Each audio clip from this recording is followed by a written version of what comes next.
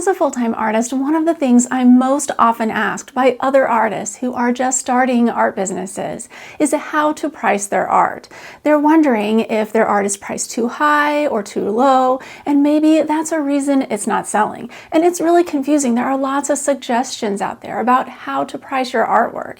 So in this video, I want to break it all down and make it really understandable, so that way you can implement these strategies when you go about pricing your artwork. I'm going to share the two most common ways of pricing artwork, and then my litmus test for how I can tell whether my prices are going to lead to art sales in real world situations. And this is super important because whether you're selling in person or online, you need to make money off of selling your work. That's why you're trying to figure out how to price it. After this, I'm going to share with you a new tool I just created, and it's going to simplify this whole process and make it a lot easier. So let's get started. I want to discuss the two different ways of pricing your artwork. These are the most popular ways. And first is by size. So this means that you are pricing your work by the amount of square inches that's in the work. And so let's say you wanted to do $1 per square inch, you would do those calculations and that would bring up the total price of your artwork. So this way there is pricing uniformity across your entire collection of original works that you have for sale.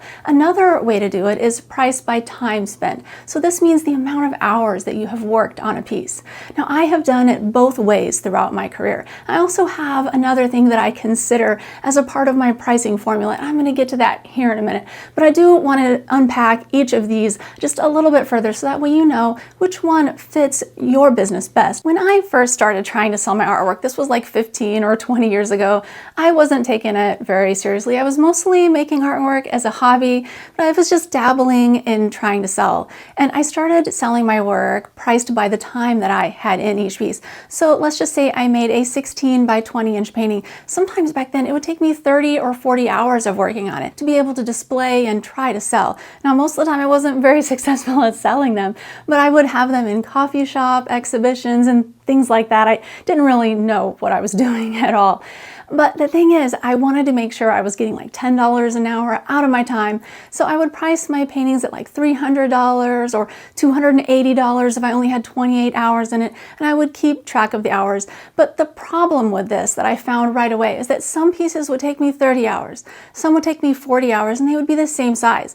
And from a customer standpoint, they're looking at it and like, well, why is this piece 300 and this one 400? I can't tell the difference because they don't know the amount of hours that it took for me to toil away at this thing and try to figure out how to get it to look right. Because sometimes, as you know, trying to make something look perfect, it can take a while, especially when you're learning. But then as I got better at painting, my views on this also got more complicated, because the important thing to note here is that as you grow as an artist, you get faster at creating your work. So for me now, a painting that used to take me 30 hours, I can do in about 6 hours. And it's even better quality than what I made before. So then this begs the question, should I keep charging the same per hour fee? I mean, probably not. But then is my work worth $75 an hour? I don't know. Probably not, but maybe.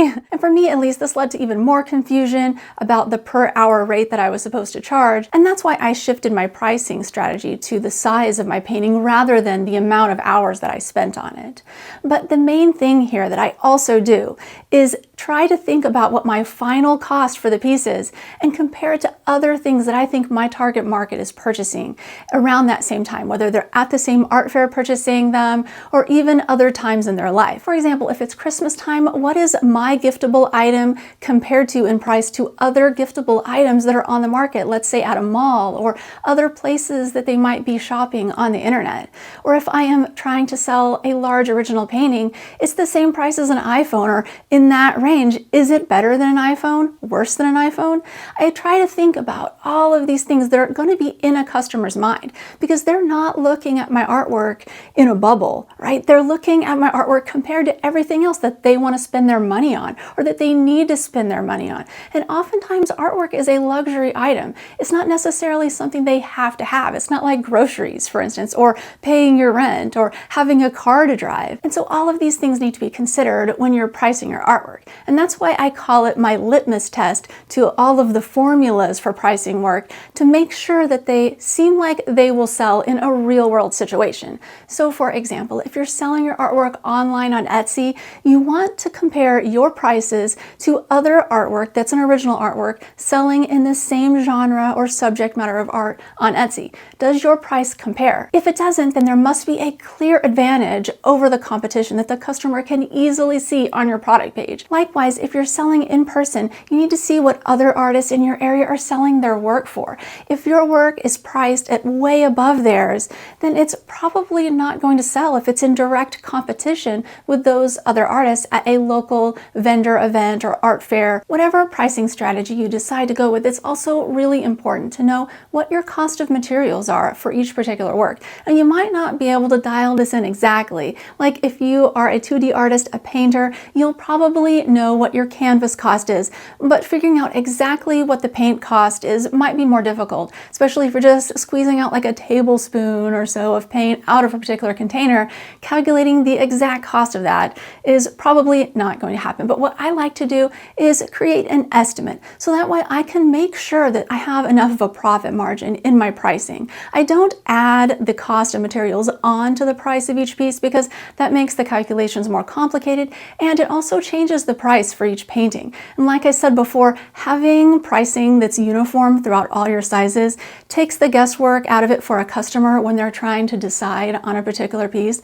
So for me, I've just found it's a better selling strategy to have all of the pieces that are 16 by 20s priced at the same amount, like all of my paintings that are 24 by 30s priced at the same amount. This means I set my price per square inch high enough so that it more than covers all of the hours I have into it and the amount of supplies that I'm using. Now, if you're feeling kind of overwhelmed or confused about how to do any of these calculations, not to worry, because I just developed my Art Pricing Toolkit and it's going to do everything for you. It's very easy. I'm going to show you how to use it right now. It works in Google Sheets. You can open this app on your desktop or you can use it on your phone. Plus, Google Sheets is free, so you don't need any special software. But if you would like to use it with Excel, you can. I would not suggest using it with numbers on Mac because some of the calculations, because they're complex, it just doesn't translate over to numbers well. So just a heads up on that. But what I did when I created this, I wanted to have a place where you could organize all of your original artworks in here. You have the sizes, your price per square inch, whatever price you've decided on, the time spent, your hourly rate that you want to get for your time. And if you can't see all of these, you can just drag these over to see more. So you can select the pricing by time or pricing by square inch, and then it gives you the suggested price. You can select whether it's sold or not. If it is sold, you can put the customer name, their email, and the price it actually sold for in here.